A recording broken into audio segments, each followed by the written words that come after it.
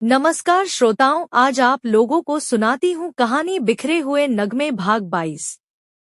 शर्मिष्ठा मन ही मन सहेलियों के कहे बातों को लेकर सोचने लगी, कोई बदकिस्मत वाले क्यों होंगे, वरन कोई खुशकिस्मत वाले ही होंगे जिनके साथ मेरी दोस्ती होगी, और वह दोस्ती पूरी जीवन भर के लिए होगी, जो जीवन भर साथ निभाने को तैयार होंगे।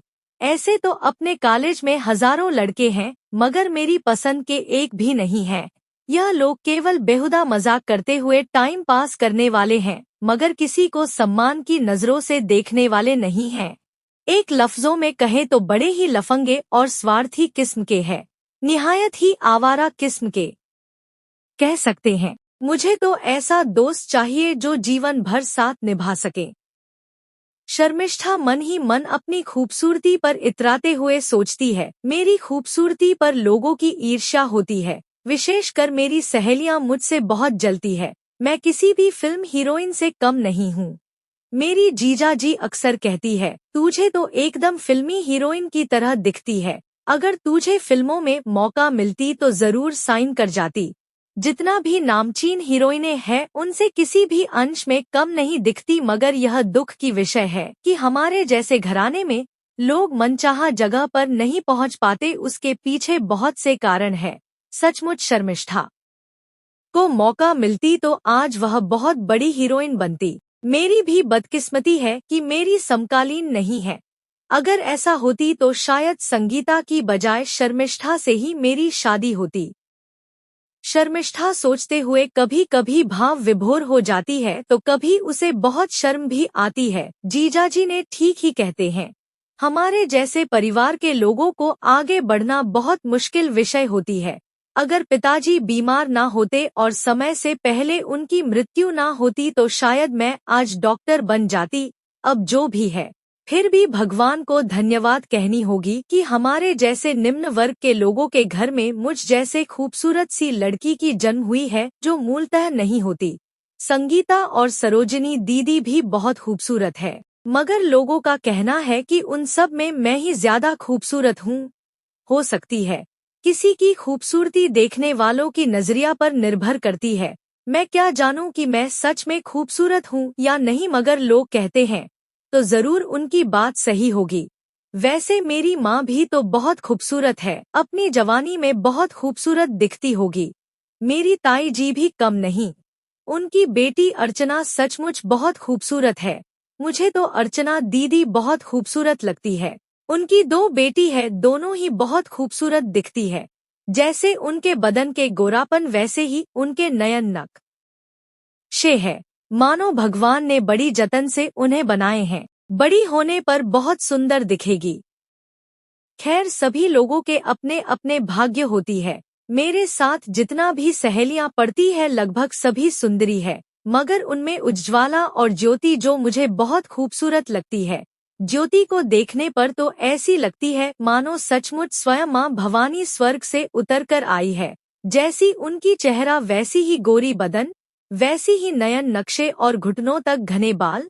सचमुच किसी देवी की तरह लगती है, स्वर्ग की किसी अप्सराओं की तरह दिखती है, मानो सचमुच कृष्ण जी के राधा है। एक तरफ कॉलेज की पढ़ाई लिखाई, ऊपर से सहेलियों की टिप्पणियां अंदर ही अंदर शर्मिष्ठा को बहुत विचलित करती है। साथ में उम्र की भी तकाजा है कि मन में नए नए सपने देखना कि कब अपने सपनों की राजकुमार मिल जाएंगे, जिसके साथ मेरी प्यार की कहानी लिखी जाएगी। मगर शर्मिष्ठा की तीखी मिजाज के कारण अक्सर उसके सपनों की राजकुमार नहीं मिल पाते, जैसे कि अक्सर कॉलेज लाइफ में बहुत से लड़कियों को मिल जाती हैं, क्योंकि वहां पर खुली वातावरण में तथा मेले जैसा माहौल में ऐसा स्वाभाविक सी बात है। ऐसे में मन ही मन शर्मिष्ठा सोचती है, कभी ना कभी तो मेरे सपनों के राजकुमार मिल ही जाएंगे, मगर इन लोगों से आंखें चार करना ठीक नहीं है। मेरे लायक कोई भी लड़का इस कॉलेज में नहीं है कहना तो गलत होगा, मगर एक दो जो भी ठीक ठाक दिखता है वह तो अपने अहंकार के कारण मेरे नजदीक ही नहीं आते, और दूसरी लड़की से मोहब्बत की डोर बंध लिए। कोई बात नहीं, मैं भी किसी से कम नहीं हूँ, कभी ना कभी तो कोई जरूर फंसेगी। ऐसे ढिले ढाले लफंगे लड़कों से प्यार मोहब्बत के बारे में सोचना भी गलत है। लड़के अक्सर फिल्मी हीरो की तरह स्मार्ट होनी चाहिए, जो इनमें से किसी में भी नहीं है। ऐसे में इन सब से प्यार की बातें क्या सोचता। समय के साथ साथ शर्मिष्ठा की ग्रेजुएशन पूरी हो गई। अब उसे मास्टर डिग्री करनी है।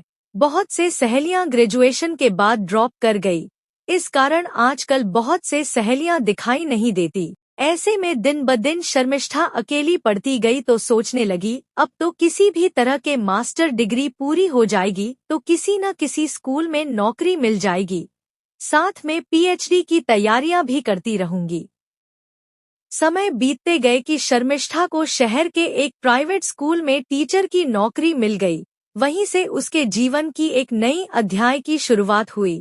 एक रोज कॉलेज के प्रिंसिपल मैम कहने लगी, शर्मिष्ठा, तुम्हारी मकसद तो अच्छा है, मगर कठिनाई भी बहुत है। ऐसे में तुम चाहोगी तो सोशियोलॉजी में पीएचडी कर सकती हो, जो बहुत ही सहज है, और एमएड के साथ साथ पीएचडी की तैयारी करती हो तो मैं तुम्हें किसी एक कॉलेज के प्रोफेसर की नौकरी के लिए सिफारिश कर सकती हूँ।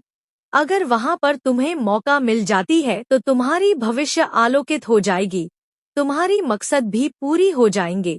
ऐसे में बीते समय के साथ साथ प्रिंसिपल रजनी मैम अपने परिचित शेफाली मैम से शर्मिष्ठा की परिचय करवाई और शर्मिष्ठा को एक नई प्लेटफॉर्म मिल गई। समाप्त। हमारे चैनल को लाइक, शेयर, कमेंट्स, सब्सक्राइब करें और अगले भाग के लिए हमारे साथ बने रहिए। धन्यवाद।